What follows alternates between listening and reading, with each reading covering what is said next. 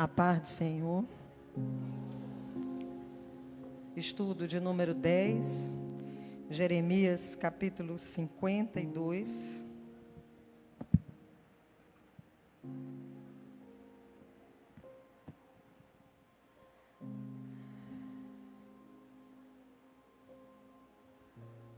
O estado caótico de Jerusalém e de Judá.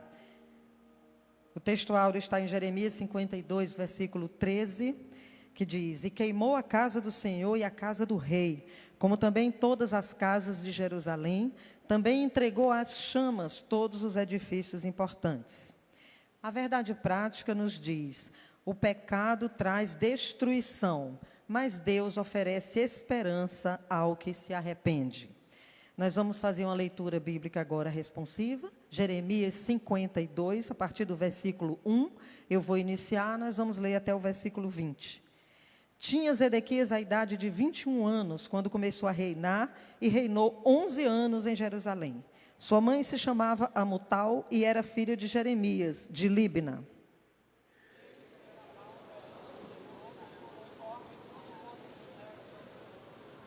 Assim sucedeu por causa da ira do Senhor contra Jerusalém e contra Judá, a ponto de os rejeitar de sua presença. Zedequias rebelou-se contra o rei da Babilônia.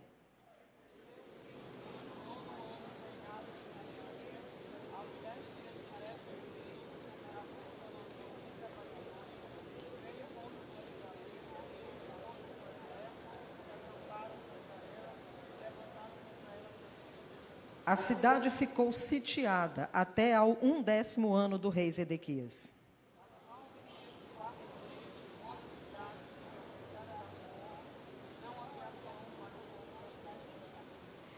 Então a cidade foi arrombada e todos os homens de guerra fugiram e saíram de noite pelo caminho da porta que está entre os dois muros, perto do jardim do rei, a despeito dos caldeus se acharem contra a cidade em redor, e se foram pelo caminho da campina.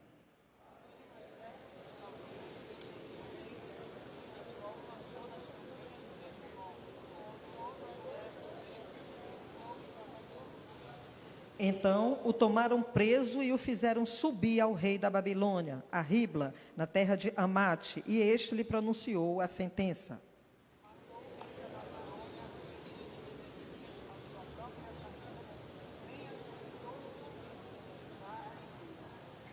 Vazou os olhos de Zedequias, atou-o com 2 cadeias de bronze, levou-o à Babilônia e o conservou no cárcere até o dia da sua morte.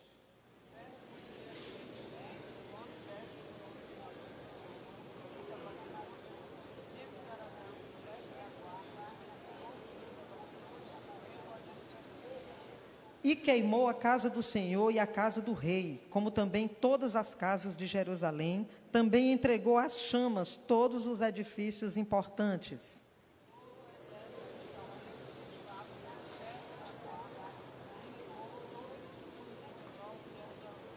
Dos mais pobres do povo, o mais do povo que havia ficado na cidade, os desertores que se entregaram ao rei da Babilônia e o mais da multidão, Nebuzaradão, o chefe da guarda, levou cativos.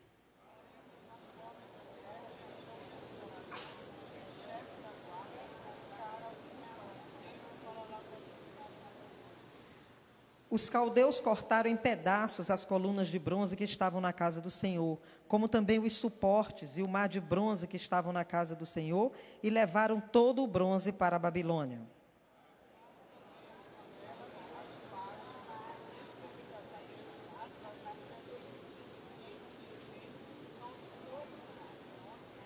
Tomou também o chefe da guarda os copos, os braseiros, as bacias, as panelas, os candeeiros, os recipientes de incenso e as taças, tudo quanto fosse de ouro ou de prata.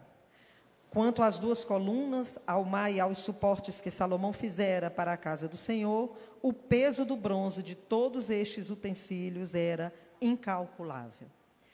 Senhor, nosso Deus e nosso Pai, nós te louvamos, nós te agradecemos, nós pedimos a tua direção, Senhor, e o teu ensinamento presente nas nossas vidas hoje e sempre. Em nome de Jesus, amém. Os irmãos podem sentar. A lição de hoje encerra o livro de Jeremias, e é o último capítulo de Jeremias que nós vamos estudar agora. Trata do estado caótico de Jerusalém e de Judá. O tema gravita em torno de uma desobediência resistente daquele povo, uma desobediência persistente, contínua, o que levou Judá a um colapso político, social, moral, espiritual. A gente já vem estudando sobre isso ao longo desses estudos todos do livro de Jeremias. O que aconteceu aqui, que a gente vê no capítulo 52, é a perda completa da identidade do povo escolhido. A destruição do templo, como nós já lemos, fizemos aqui a leitura bíblica, a destruição do templo, dos muros e a morte dos líderes revelam o fim de uma era e o impacto profundo dessa rejeição contínua à palavra de Deus por parte daquele povo. Rejeitava, não queria obedecer e não queria mudar. Mas esse capítulo 52, embora mostre todo esse cenário de dificuldade, de dor, de exílio, de destruição, ao final, ele encerra com a libertação do rei Joaquim, rei de Judá, em meio a isso tudo, ao exílio, em meio àquela toda humilhação. Então, o contexto aqui, mesmo nesse contexto de juízo e de dor, Deus sempre preserva um remanescente fiel e sempre renova a esperança do seu povo. A fidelidade de Deus, ela permanece imutável e a misericórdia de Deus aponta para essa restauração futura que nasce a partir do arrependimento e da confiança em Deus. Jerusalém, na verdade, ela desabou por perder sua base espiritual. Sem Deus, toda a segurança humana, ela desmorona. Só uma vida firmada em Deus verdadeiramente subsiste a tempestades, a crises. E crises e tempestades todos nós passamos. Quem nunca aqui passou, ou quem sabe alguém até está passando por uma crise ou por uma tempestade, seja na sua vida financeira, vida familiar, na sua vida espiritual, na sua vida profissional, todos nós passamos. Para muitos, a crise até encerra as coisas, até destrói tantas coisas. Mas para nós cristãos, que cremos na palavra de Deus e temos como base a Bíblia Sagrada, nós que olhamos sempre para Jesus, nós que temos Deus na nossa vida e queremos segui-lo, nós que temos uma família, valorizamos a nossa família, que frequentamos a igreja, que estamos aqui, por exemplo, esse grupo que está aqui frequentando o culto da família com escola dominical. Para nós que cremos na palavra de Deus, as crises, elas representam e podem sempre representar um novo começo, um recomeço. Evidentemente que elas são inevitáveis, né? Mas a crise, ela pode ser, quando olhamos para Cristo, quando olhamos para o Senhor, um recomeço, um tempo de amadurecimento, um tempo de arrependimento, para uns, um tempo de conversão. Às vezes passamos por uma crise e não entendemos e alguém da nossa família se converte e até mesmo nós temos a oportunidade de uma reconciliação. Então a crise, às vezes, ela é um convite de Deus para uma unidade verdadeira com ela. Com Ele, ela pode ser uma oportunidade de crescimento. Em Romanos 5, 3 e 4, nós lemos ali que as tribulações, elas produzem perseverança e a perseverança produz esperança. Glória a Deus.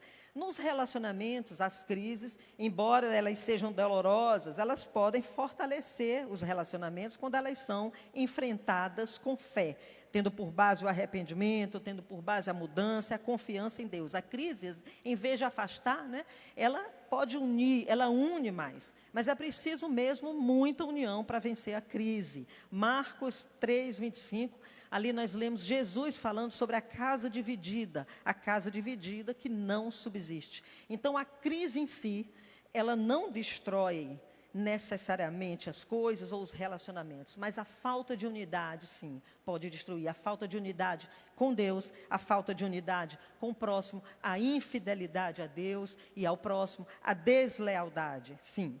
E para vencer a crise, então, nós precisamos ter Deus como fundamento, porque não é o esforço humano, nem nada que nós fazemos, mas quando o Senhor edifica a casa, né? Se Ele não edificar a casa, em vão trabalham os que a edificam, como está no Salmo 127. O papel do inimigo das nossas almas realmente é destruir nossa história, nossa dignidade, destruir nosso testemunho, nossa família, é desconstruir, na verdade, aquilo que nós construímos, muitas vezes com tanto esforço, com tanto suor. O diabo veio para isso mesmo. E nós precisamos estar sempre alertas, não é? Sempre acender uma luzinha na nossa mente, na nossa consciência e prestarmos atenção em nós mesmos. Tantas vezes, quando estamos na bonança, recebendo tantas bênçãos de Deus, é um motivo que às vezes nos cegamos, né? E vamos para o caminho da soberba ou para o caminho da autossuficiência. Então, é preciso que estejamos alertas em relação a isso.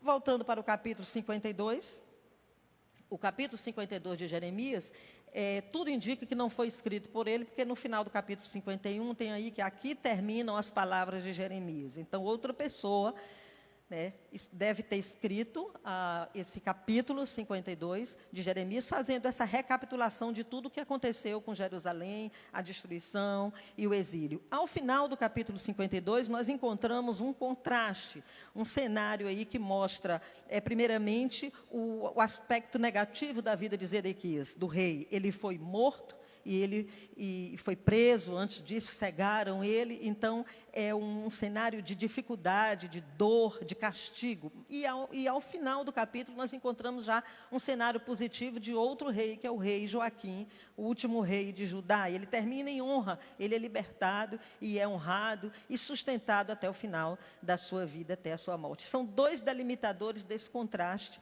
que está aí nesse capítulo 52. Esse capítulo retrata o verdadeiro caos em Jerusalém. A cidade devastada, muros destruídos, exílio, tudo isso por causa do pecado. Nós já lemos aqui quando fizemos a leitura bíblica. Em meio a essa ruína toda, existe um sinal de esperança lá no final, quando fala do rei de Judá, porque permanece a fidelidade divina com aquele povo. Então, naquele caos político ali, houve a captura de um rei, do rei Zedequias, que fez um governo trágico. Ele foi o último rei de Judá, como eu já disse. O reinado dele é marcado pela rebelião contra Deus e contra a palavra de Deus, tal como foi profetizado por Jeremias antes. A conduta desse rei, dessa forma, apressou esse colapso político, espiritual e moral que aconteceu ali em Jerusalém, que culminou com a destruição da cidade e o exílio do povo. Na verdade, a falência moral da liderança. Já lemos hoje, já repeti aqui, já falei, o rei Zedequias, ele fez o que era mal aos olhos do Senhor. Subiu ao trono com 21 anos, reinou 11 anos, era jovem. E nós temos muita esperança nos jovens. Nós sempre esperamos que um jovem, ele venha com mais justiça, ele venha com mais atitude, porque ele está vivendo de uma forma mais intensa o momento em que vive, né? Mas aquele jovem, ele foi infiel, ele foi infeliz, fraco, impetuoso, queria fazer a sua própria vontade, não a de Deus, e terminou cego e morto, que é o final de todo aquele que desobedece a Deus e persiste na desobediência. O final é a morte eterna, e Satanás está aí para isso mesmo, para levar todo mundo para esse caminho, né? Mas nós temos esperança em Jesus, ele morreu na cruz por isso, e nós podemos nos arrepender, mudar, fazer um concerto com o Senhor e continuar a nossa vida livre e cheia de esperança e unidade em Deus. Então Zedequias, embora jovem, não buscou a Deus, ao contrário, repetiu os erros dos seus antecessores e foi por esse caminho perverso. Recusou-se a ouvir o profeta Jeremias, ignorou essa chamada ao arrependimento, preferiu confiar nas alianças com o Egito, alianças humanas, e isso ainda agravou a situação dele. Então ele teve um final triste, porque esse tipo de liderança que rejeita o conselho de Deus, que abandona a justiça divina, ao invés de conduzir o povo, proteger, cuidar, é uma liderança que leva o povo à ruína, à destruição, não é? Leva a uma falência moral, uma decadência moral que atinge realmente toda a nação. Na Bíblia nós temos exemplo de um rei que não ouviu, não é, os mais experientes, o rei Roboão, filho de Salomão, que também começou a reinar muito jovem, e não ouviu aqueles que eram os mais experientes, os anciãos, que tinham convivido com o pai dele, que tinham estado no governo junto com Salomão. Preferiu ouvir o conselho dos mais jovens, a Bíblia narra isso, daqueles que cresceram com ele, e tomou atitudes diferentes, diversas, que não foram diversas da que Deus queria naquele momento, e o que não foi agradável ao povo. Não é? Porque, na verdade, para ouvir os mais experientes, para ouvir conselho e entender que deve seguir uma linha daquelas pessoas mais antigas, é preciso humildade, é preciso sabedoria, entendimento e, principalmente, submissão e obediência à vontade de Deus. O resultado do reino de Roboão foram guerras, contendas, abandono da lei de Deus e todas as suas consequências, e ainda humilhação. Quando queremos aprender um pouco mais sobre boa liderança, sobre reinado, é bom ler o livro de Provérbios, que traz muitos ensinamentos sobre governantes, governos e os efeitos da justiça deles e também da maldade deles. Diz lá em Provérbios que o bom governo se baseia na justiça, na sabedoria e no temor de Deus. E já em Provérbios 28:12, nós lemos que o governante que acredita em palavras mentirosas achará que todos são ímpios, que todos são perversos, que todos são ruins. Numa outra, e aí é um ambiente de que ninguém confia em ninguém, né? É o ambiente do derruba. Lá em uma outra tradução diz assim: se um chefe dá atenção às palavras mentirosas, todos os seus auxiliares se tornam perversos. É como se fosse assim uma energia, né, ou uma unção, entre aspas, que se passa, né? A liderança é ruim, o povo todo se torna assim. Porque a Bíblia diz verdadeiramente que a justiça, é com justiça que se estabelece o reinado, que se estabelece o trono. Provérbios 20:20 diz: a benignidade e a verdade guardam o rei, e com benignidade sustém ele o trono. Quando os justos governam, alegra-se o povo. Quando o ímpio domina, o povo geme. Então, quando os justos governam, o povo tem qualidade de vida. O povo tem um meio ambiente emocional, um meio ambiente bom para se viver, uma tranquilidade, não é? É um reinado que traz para o povo segurança, confiança e cuidado. Mas uma liderança corrompida afeta toda uma nação. E é uma influência para todos em relação ao mal. Então, o colapso, né, acontece quando há orgulho, quando há falta de temor de Deus e a persistência na desobediência, a persistência no erro. Uma cidade sitiada, o povo na miséria. Prevaleceu ali naquele tempo a fome e não havia pão. A cidade estava cercada pelo rei Nabucodonosor, rei da Babilônia. Nós lemos hoje já na leitura bíblica. E esse cerco durou aproximadamente 1 ano e meio. A cidade cercada, assim, isolada, ficou sem mantimento. Então, o cenário ali foi de sofrimento, fome, morte, dor. A cidade santa, que deveria ser um lugar de adoração, de justiça, ela tornou-se agora um campo de lamento e destruição. Tudo resultado da tragédia espiritual daquele povo, do pecado, do afastamento de Deus. Porque quando Deus é rejeitado, perde-se a paz, perde-se a segurança. Isso já aconteceu com você, com alguém aqui? Às vezes vivendo um momento que Deus abençoou, Deus fortaleceu, Deus deu, estamos na bênção, não é na bênção.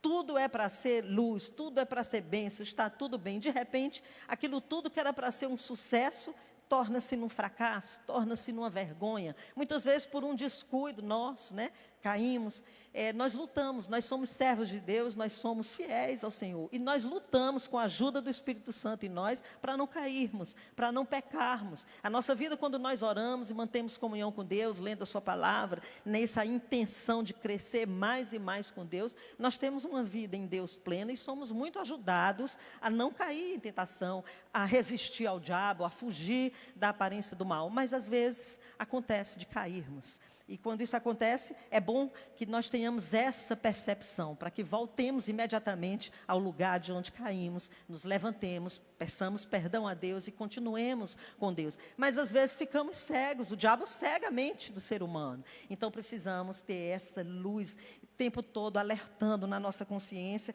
para não deixar que aquilo que é bênção, que alcançamos, que conquistamos, bênçãos espirituais na nossa família, segurança, paz, amor, alegria, aquilo que o Senhor Jesus nos dá, para não perdermos e de repente aquele cenário maravilhoso se torne um cenário de vergonha, num cenário de destruição, como aconteceu aqui com esse povo. Nós já lemos, a leitura bíblica é bem detalhada sobre a captura do rei Zedequias e a sua punição. Foi uma coisa muito triste, não é? O que fizeram com os filhos dele na frente dele.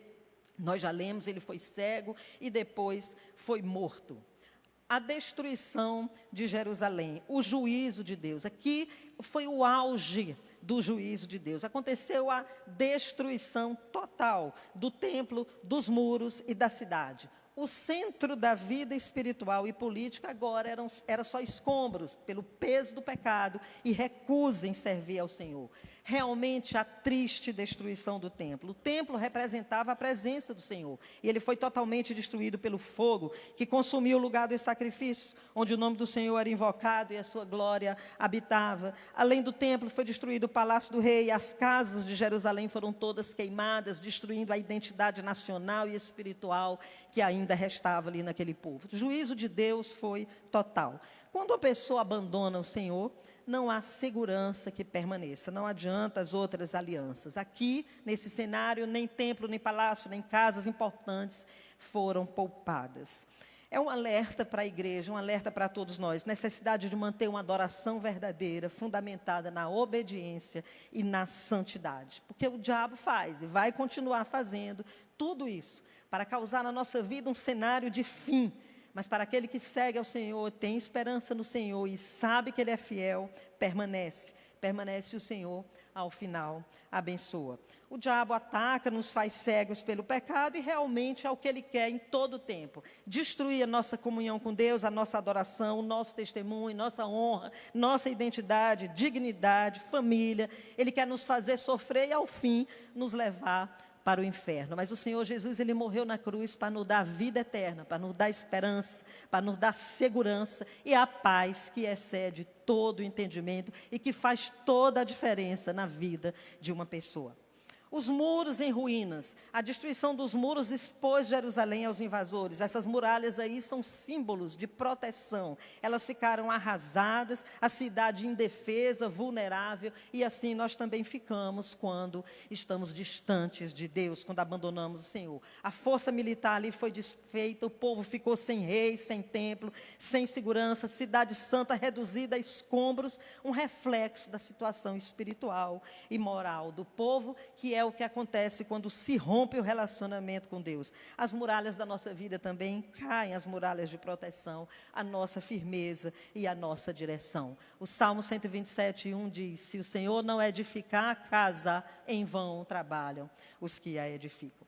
Por fim, o saque dos utensílios sagrados. Nós lemos já hoje que há aí todo um detalhamento daquilo que aconteceu, e isso não foi em vão. Não era só a demonstração de uma pilhagem material, mas o texto aí com tanto detalhe a respeito de tudo aquilo que foi destruído, incluindo colunas de bronze, mar de fundição, os suportes, tudo isso demonstra a gravidade dessa perda para aquele povo, né? Uma humilhação total, espiritual e profunda. Nós não podemos fazer como Judá fez, não podemos persistir, continuar no erro. Muitas vezes nós erramos, como já disse, todos nós sabemos, mas nós podemos consertar, porque o nosso Jesus, Ele é o Deus do conserto, da reconstrução, da restauração, do renovo, da vida nova. Nós precisamos consertar. O diabo quer destruir mesmo. Levanta pessoas tantas vezes para desconstruir nossa história, nosso testemunho, nossa vida, para mentir ao nosso respeito, para mentir para nós. Mas o Senhor Jesus, Ele veio para reconstruir. E Ele está na nossa vida para nos dar essa consciência de que em Deus, mesmo no caos total, há esperança. O Senhor Jesus, Ele reconstrói, Ele nos mostra que não esqueceu a sua aliança conosco. A revista também, a nossa lição, e a Bíblia, vai falar da morte dos líderes. Aí o sumo sacerdote, que era responsável por interceder pelo povo, ele foi morto, representando aí uma conexão quebrada, interrompida. A ausência do sacerdote torna o povo sem orientação espiritual. É muito importante o líder, o sacerdote, para orientar o povo, ensinar a palavra. Então, aí uma destruição da liderança, né? Um alerta para a igreja, para todos os líderes que se afastam de Deus. Quando isso acontece, todos sofrem. E toda a igreja, nós temos necessidade de líderes íntegros e guiados por Deus, pela palavra do Senhor. Quem glorifica o Senhor pelos líderes que nós temos, pelos pastores íntegros que seguem a palavra do Senhor e com todo cuidado nos orientam, não é? E nesse mistério, nesse assunto, eles oram, lutam pela igreja do Senhor. Ao final, nós vemos aí o fio de esperança, porque no final do capítulo 52, nós vemos aí que o rei Joaquim, ao contrário do que aconteceu com Zedequias, o último rei de Judá, ele é honrado, ele é libertado. Aqui no final, lá na página 64, nós lemos: apesar de toda a destruição, o capítulo termina com um gesto inesperado de misericórdia. O rei Evil-Merodach, sucessor de Nabucodonosor, libertou Joaquim, o antigo rei de Judá, que estava preso há 37 anos. Joaquim não só foi solto, como recebeu um lugar de honra e um sustento contínuo. Esse gesto, embora seja um gesto político, como está aí na revista, também tem um significado teológico, porque aponta para essa reconexão, não é? Em relação à linhagem de Davi, a aliança davídica, que não foi totalmente anulada, pois havia uma esperança de que no futuro Deus restauraria o trono de Israel, como ele havia prometido e como foi profetizado ao longo de todo o livro pelo profeta Jeremias, falando do renovo, né? Do rei que viria. Então, esse cenário trágico todo hoje que nós estudamos serve para termos um alerta em relação à soberba, à dureza de coração, e também nos prepara para um clamor que nós vamos ver acontecer a partir do livro de Lamentações de Jeremias, que vai ser estudado a partir do próximo, aliás, a partir de hoje, né, às 9 horas, e continuar a partir do próximo domingo. Ali o profeta expõe o seu choro, o seu clamor, e clamando pela misericórdia do Senhor. Na nossa revista tem uma aplicação pessoal: afastar-se de Deus tem consequências graves. Deus sempre oferece graça e recomeço aos que se arrependem. Não endureça o coração, volte-se hoje mesmo para o Senhor. Algumas lições nós aprendemos desse estudo. Nos tempos difíceis, nós precisamos ouvir a palavra de Deus e obedecê-lo. Embora na dor, na dificuldade, no inesperado, nós precisamos estar atentos para ouvir a voz de Deus e ao que diz a sua palavra. Os verdadeiros profetas, como aconteceu com o profeta Jeremias, sempre que alguém se levanta para falar a verdade com base na palavra do Senhor, vem perseguição.